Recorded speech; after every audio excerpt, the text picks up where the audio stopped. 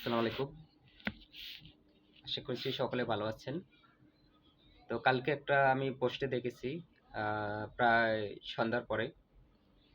তো পোস্টে লেখা আছে যে জামাতের আমির বলেছেন যে কর্মজীবী মহিলারা বেশ্যা বা কর্মজীবী মেয়েরা বেশ্যা। তো এই কথাটা কতটুকু সত্যি আমি অনেক যাচাই-বাছাই করেছি।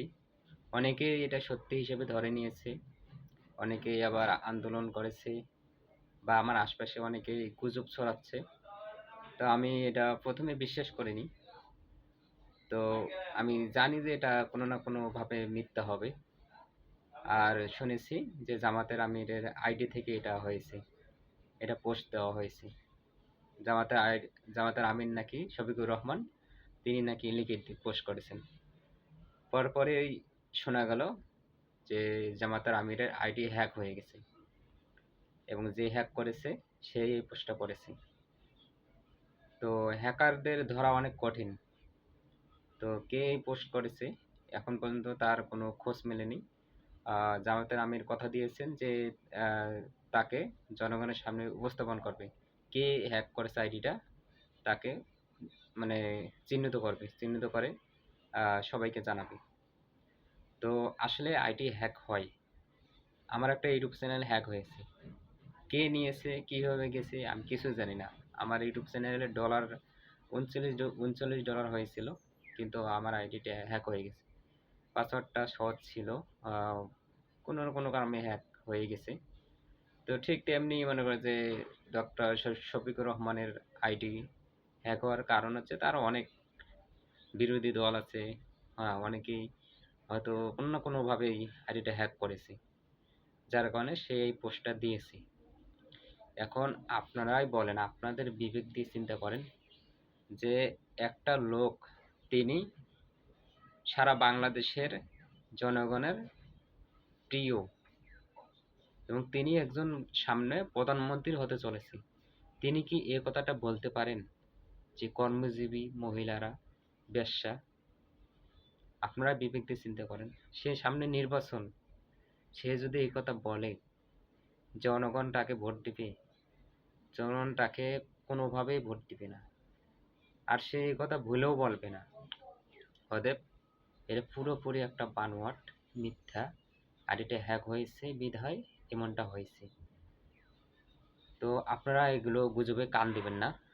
এগুলো সব গুজব, এগুলো করছে বিএনপি, করছে বিএনপির মধ্যেই এরা এগুলো করছে। তারা চেষ্টা করতেছে কীভাবে জামাতকে পরাজিত করা যায় বা তাদের কীভাবে গুজব সমালোচনা ছড়িয়ে দিয়ে মানুষের জনপ্রিয়তা কমানোর চেষ্টা করে, এটাই।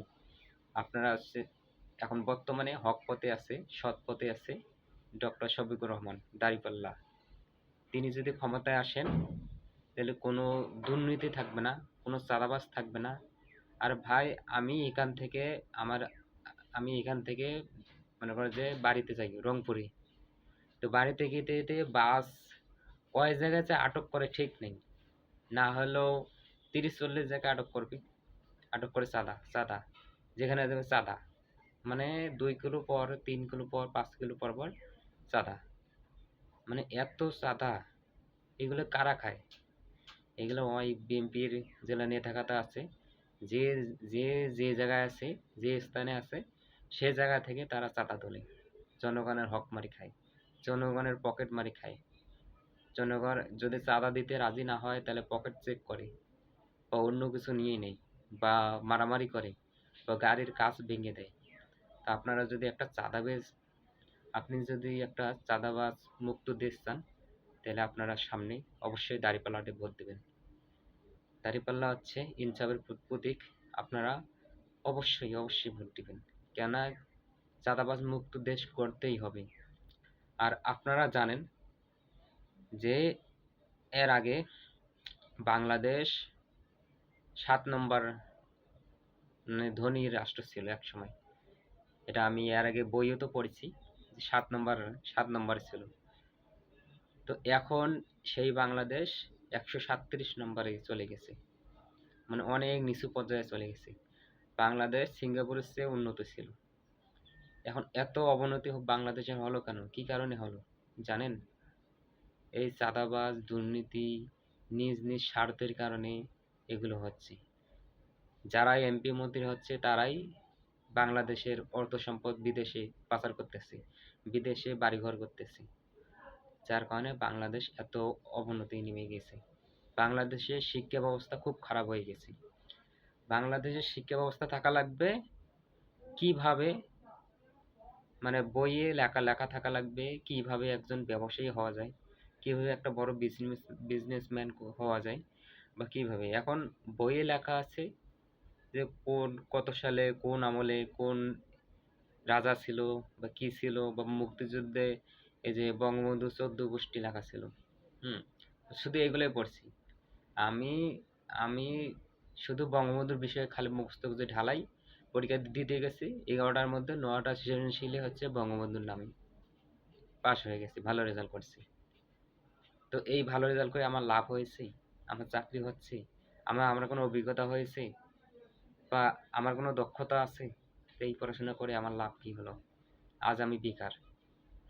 তো অতএব আপনারা বুঝে বুঝে যান যে সবচেয়ে যদি আপনি যদি বড় হতে চান, কোটিপতি হতে চান, টাকাওয়ালা হতে চান, অবশ্যই অবশ্যই আপনাকে বিজনেস করতে হবে, ব্যবসা করতে হবে। চাকরিতে কোনো উন্নতি হয় না। হয়, চাকরি করে আপনি স্বাভাবিক বাড়ি করতে পারবেন, কিছু জমি কিনতে পারবেন, কিন্তু যারা চাকরি করে তারা এইটুকুই করতে পারে না। কিন্তু অনেকে টাকা মানে আটকায় রেখে রেখে জমা করে করে করে করতে পারে। কিন্তু যারা ব্যবসা করে 1 মাসের মধ্যে 1 লাখ 2 লাখ চলে আসে। তারা 1 মাসের মধ্যেই কত কি করতে পারে। আর যারা চাকরি করে, যা আমি চাকরি করি, কোনো 17 17 18 হাজার বেতন পাই। তো এই যে 1 বছরও 1 লাখ টাকা জমা হয় না। আর যারা ব্যবসা করে 1 মাসেই হয়ে যায়। তো ওদের চাকরি ক্ষেত্রে বেশি বরকত নাই, ব্যবসার ক্ষেত্রে বেশি বরকত। তো আমি যে বিষয়টা বলতে চাচ্ছি, ডক্টর শফিকুর রহমান খুব ভালো লোক, খুব ভালো ব্যক্তিত্ব। অনেকেই তাকে রাজাকার বলে, অনেকেই জামাতকে রাজাকার বলে। আর ভাই, অন্যকে রাজাকার বলার আগে নিজেকে আগে দেখতে হবে যে আপনি কোনো দেখেন নাই, হ্যাঁ, আপনার বাপ দাদাও দেখে নাই যে হ্যাঁ তারা রাজাকার ছিল। আপনার কোন হিসেবে এই কথা বলেন? এই যে আওয়ামী লীগের আমলে যে অনেক ভিডিও দেখতে পাই, বা বইতে দেখতে পাই যে যারা টুপি পাঞ্জাবি পরে তারাই রাজাকার, বলতে মানে যারা মানে রাজাকার করছে, রাজাকার যারা মনে করে যে বাংলাদেশের মানুষকে আত্মসাৎ করছে, মানুষের সবকিছু কেড়ে নিয়েছে, মানুষকে মারছে, ধরে দিছে, তারা নাকি টুপিওয়ালা ছিল, পাঞ্জাবিওয়ালা ছিল। আসলে কি কথা ঠিক? মানে একটা নবীজির সুন্নতকে অবহেলা করা হচ্ছে। তো যারা রাজাকার ছিল তারা টুপিওয়ালা পাঞ্জাবিওয়ালা ছিল না। এখন আওয়ামী লীগের আমলে এটাই দেখলাম, আর আমরা এটাই বিশ্বাস করে নিলাম। আসলে এটা না, রাজাকার তারা না। রাজাকার যারা ছিল তারা বাংলাদেশেই নেই। তারা বাংলাদেশে থাকবে কেমনি? তাদেরকে তো তখনই ধ্বংস করা হয়েছে। এই যে এখন আওয়ামী লীগ আসিয়া মনে করে যে যারা ওদের বিরুদ্ধে, জামাত ওদের বিরুদ্ধে, জামাতের কত নেতাকে কত আলেমকে ধ্বংস করে দিল, মেরে ফেললো। দেলোয়ার হোসেন সাইদি কত ভালো লোক ছিল। আপনারা বুকে হাত দিয়ে বলেন তো, দেলোয়ার হোসেন সাইদি কি খারাপ ছিল?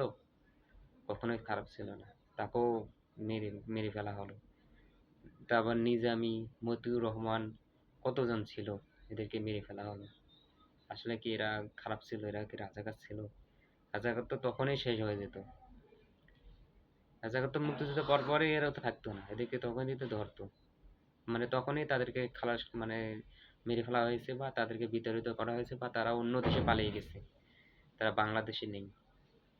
তো অতএব আপনারা আপনার নিজের বিবেক দিয়ে চিন্তা করে, আপনারা যদি একটা সুষ্ঠু বাংলাদেশ চান, আপনারা যদি একটা ভালো একটা বাংলাদেশ উপহার হিসেবে চান, অবশ্যই দাঁড়িপাল্লায় ভোট দিবেন।